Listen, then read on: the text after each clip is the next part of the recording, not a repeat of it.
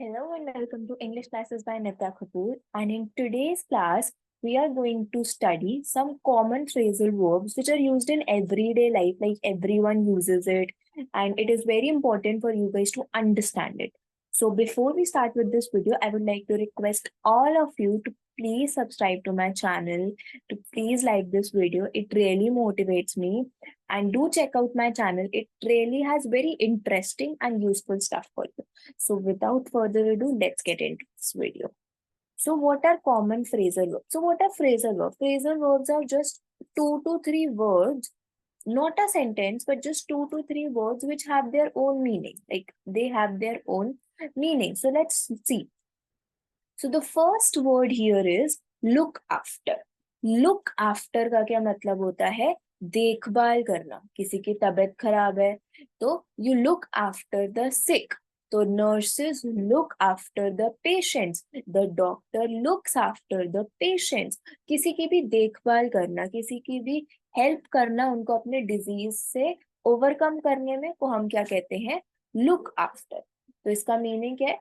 Take care of someone or something. Like now if I say please look after my laptop while I'm gone, so what is it saying? Ki look after a thing, look after a person, or look after a thing. Example. Now how do we make a sentence? How do we use it in our everyday life? So she looks after her younger brother when their parents are at work. तो जब भी उनके parents काम पे जाते हैं, she looks after her younger brother, वो अपने छोटे भाई की देखभाल करती है. नाउ हिंदी में एग्जाम्पल, अब इसी लाइन को अगर हिंदी में समझना है तो कैसे लिखेंगे? उसे अपने छोटे भाई की देखभाल करनी है जब उनके माता पिता काम पर होते हैं. तो बस सेम मीनिंग है, बहुत इजी मीनिंग है. किसी का भी ध्यान रखना, किसी की भी देखभाल करना. तो अगर हमको ऐसा कुछ बोलना है तो हम बोलेंगे लुक आफ्टर. नेक्स्ट एग्जाम्पल है हमारा ब्रिंग अप. ब्रिंग अप का मतलब है कि किसी भी टॉपिक को उठाना, किसी भी बात को उठाना, कोई भी इशू उठाना. कोई कॉन्वर्सेशन चल रही है, उसमें कोई टॉपिक आपको उठाना है, तो आप क्या करोगे? I would like to. आप क्या कह सकते हो? आप कह सकते हो I would like to bring up this topic. तो ब्रिंग अप का मतलब ये होता है. उसके बाद इसका मीनिंग क्या है? रेज अ टॉपिक और ए चाइल्ड. इंग्लिश में अगर हमें इसे यूज करना है तो हम कैसे यूज कर सकते हैं? अगर मेरे को सेंटेंस बनाना है तो मैं क्या बोलूंगी? It's not easy to bring up such sensitive issues in a conversation. तो ऐसी बातें उठाना एक कॉन्वर्सेशन में इजी बात नहीं है. सेंसिटिव क्या होती है? जो बातें ज्यादा, जिनके बारे में हम ज्यादा बात नहीं करते, जो ऐसे सोसाइटी के इश्यूज होते हैं, या फिर कोई हेल्थ प्रॉब्लम हो सकती है, या फिर ऐसी कोई चीज. अब इसी लाइन को, इसी सेंटेंस को अगर मेरे को हिंदी में बोलना है तो मैं कैसे बोलूंगी? ऐसा संवेदनशील विषय किसी बातचीत में उठाना आसान नहीं है. तो ब्रिंग अप का क्या मतलब है? सिंपल सिंपल उठाना, कोई बात को उठाना. ठीक है. Bring up this topic, remind me to bring up this issue. ऐसे बहुत सारे एग्जाम्पल्स हो सकते हैं ब्रिंग अप के. अब नेक्स्ट जो हमारा थर्ड फ्रेजल वर्ब है वो है टर्न डाउन. अब टर्न डाउन का क्या मतलब है? कि किसी भी चीज को मना कर दे. किसी टर्न डाउन मतलब मना कर देना. अब हम उसके लिए अपनी है, जैसे कि I turn down the invitation of the party. The invitation to the party, कि मेरे को पार्टी में नहीं जाना था तो मैंने मना कर दिया. तो आई टर्न डाउन द इनविटेशन, या फिर आई turn down the job offer. ऐसे कि जिसमें हम मना कर रहे हैं, जिस चीज में हम जा नहीं रहे, जिस इवेंट में हम जा नहीं रहे. ठीक है. तो इसका मीनिंग क्या है? रिजेक्ट और रिफ्यूज समथिंग. इसका अगर हमें इंग्लिश में सेंटेंस बनाना है तो हम इंग्लिश में सेंटेंस कैसे बना सकते हैं?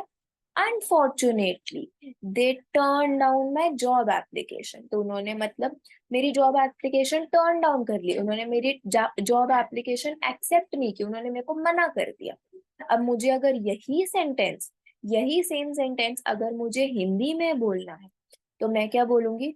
दुखद है कि उन्होंने मेरे नौकरी आवेदन को मना कर दिया, कि मेरे जॉब एप्लीकेशन को मना कर दिया. उन्हें नहीं लगता कि हमारी, उनकी कंपनी और मैं साथ में काम कर सकते हैं, तो उन्होंने टर्न डाउन कर दिया, मना कर दिया.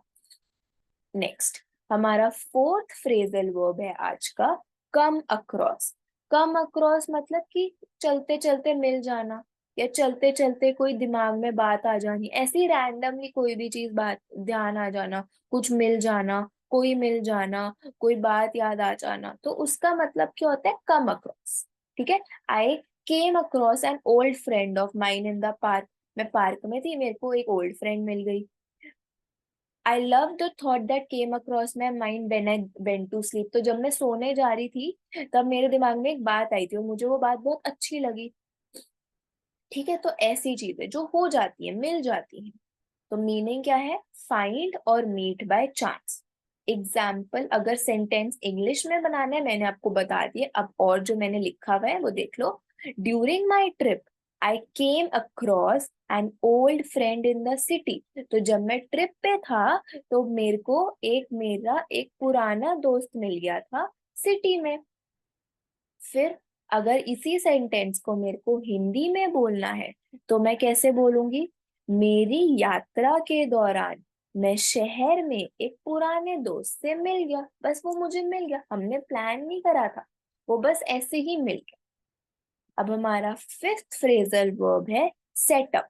सेटअप मतलब सारी चीजों को सेट करना, सारी चीजों को ऑर्गेनाइज करना, या फिर कोई भी चीज स्थापित करना। जैसे कि I am setting up my YouTube channel, या फिर I am setting up my business, या फिर I am setting up my study space. तो जिस भी चीज को मैं स्थापित कर रही हूँ उसको मैं क्या बोलूंगी, सेटअप।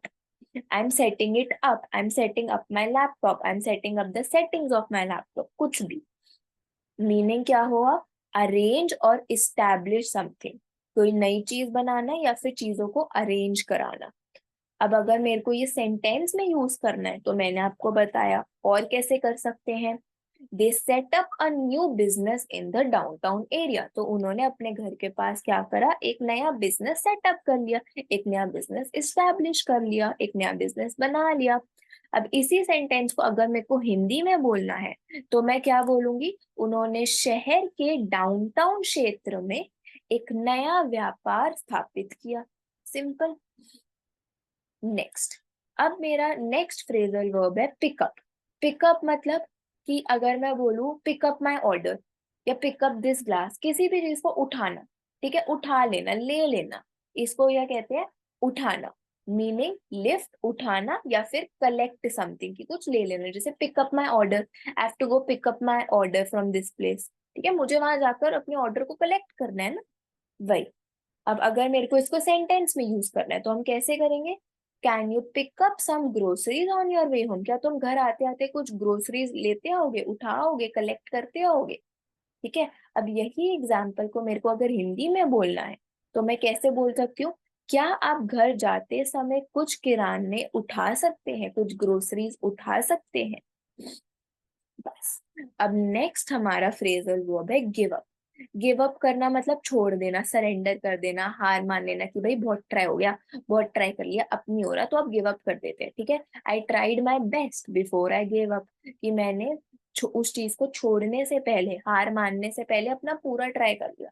ठीक है, I gave up trying to make him understand my point of view, कि मैं उसे अपनी बात समझाते समझाते हार गया, मैं थक गया, मैं और नहीं कर सकता, उसे नहीं समझ आ।